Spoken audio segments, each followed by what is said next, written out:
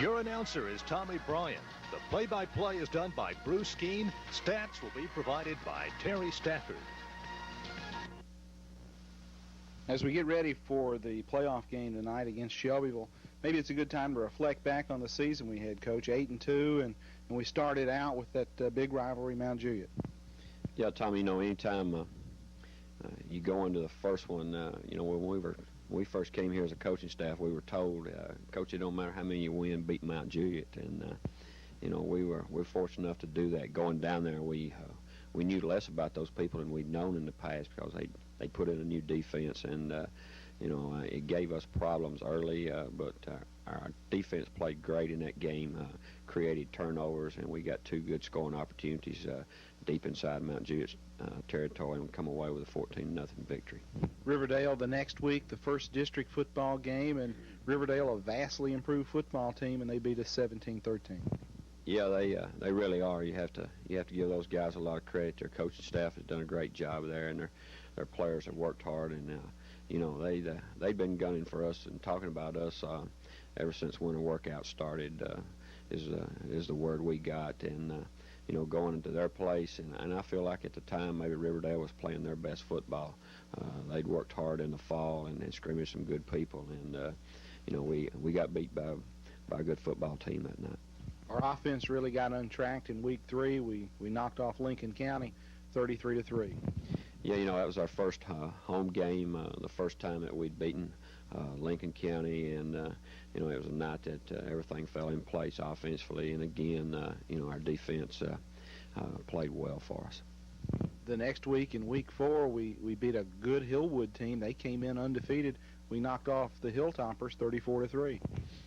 Well, yeah, that's true, and you know, that was our homecoming game, and you know, anytime you play in front of all the old grads, you want to play well and keep those folks happy, and you know, everybody felt like going to the homecoming dance after that one. We had a couple of shutouts in the district. We knocked off Warren County 34-0. We beat Sparta 28-0. Once again, the defense setting the tone for those wins. That's true. You know, against Warren County, we were in a close ball game with about 5 or 6 minutes to go before halftime, and you know, we blocked a punt, we intercepted a pass, we knocked a fumble loose in the end zone. We just our defense exploded, and you know, we had the game well in hand and got to play a lot of young people the second half. And then against Sparta, you know, we shut down a good running back and put 28 points on the board, and there again got to play a lot of people that night as well. When we went over to Gallatin to play, we lose by a score of 21-12, but except you take away a couple of plays in there, and we're right there with Gallatin at the end of the football game. That's true. You know, we got beat, I felt like, bad in the kicking game that night. Gallatin blocked a punt on us early. When we scored to what could have been tie the ball game up, they blocked the extra point. You know, we both had 1 touchdown, but we're still behind. Gallatin comes back and goes ahead, and they get a good run back on the kickoff, and go up 14-6 before half, and we come back out and score our second touchdown, and don't get the 2-point conversion. And even though we're scoring with these people, we're still playing catch-up football. We're behind, and you know, they come back and drive the football on us, and then we get out inside the 30 twice, I think, but do not get any points out of it. But we got beat by one of the better football teams across the state. The next week, we were playing at home, a game that meant everything for this football team, the opportunity to stay in the playoff hunt. Oakland came in, and we knocked off the Patriots 14-3. Yeah, it was a big ball game for us, Tommy, and you know, I think it shows the character of our football team. We rebounded after a disappointing loss at Riverdale with a good game against Lincoln County, and then we came back after another disappointing loss at Gallatin, and played well against Oakland here, and you know, that says a lot about the young men. We closed out the season with back-to-back shutouts: 24-0 over Columbia, 21-0 over Cookeville. Defense set the tone, and the offense took advantage of the opportunities. That's true. You know, coming in, Columbia had a great quarterback, a guy who was averaging well over 100 yards a game, and our defensive game plan was was very effective, and our people went out and executed it, and we held this guy to something like 38 yards. And then going into the Cookville game, again, it was a game we had to win. Cookville wins, they go to the playoffs, and I think we were as emotionally ready to play as we'd been all year, and then there again, with the exception of one long run, we just practically shut those people down. We've got Shelbyville tonight, the first round of the playoffs. We've played a lot of first-round games. We haven't played that many second-round games. That's true, and we talked in the dressing room Friday before the Cookville game. It's easy to go where there's a path, and we have a path to the first round of the playoffs, and even a path to the second round of the playoffs. But beyond that, we need to cut a trail through some wilderness where nobody's gone here before, and it takes one step at a time. But we're looking forward to the challenge going into Shelbyville.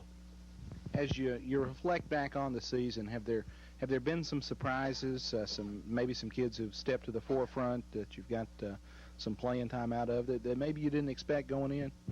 Well, yeah, there would be several of those guys who come to mind. From the defensive side of the football, we felt like we had a good nucleus returning. Our defensive ends were in question, and Carlos Kendall and Alex Skullroot have stepped forward there and done a good job for us.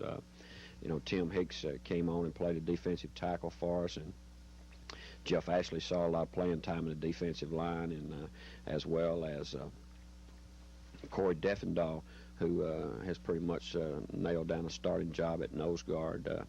These guys were all new to these positions, and when those other returning veterans, we put together a good defensive unit. When you look at the offense, one guy that comes to my mind immediately is a guy who made the transition from the backfield into the offensive line, a sophomore, Steve Rose. Yeah, he did. Steve Rose, he told me from day one, he said, Coach said, I want to play. He said, there's got to be somewhere I can contribute on this football team. And, Steve Rose is aggressive. He'll block you. And, he's been a big plus for us in the offensive line. And the quarterback play, Greg Triplett. Sophomore comes in, only 3 interceptions, completing well over 55% of his passes. Yeah, Greg Triplett, he's a competitor, and he's a guy that I think we've talked about earlier that, he's been on the foul line ever since he was able to walk.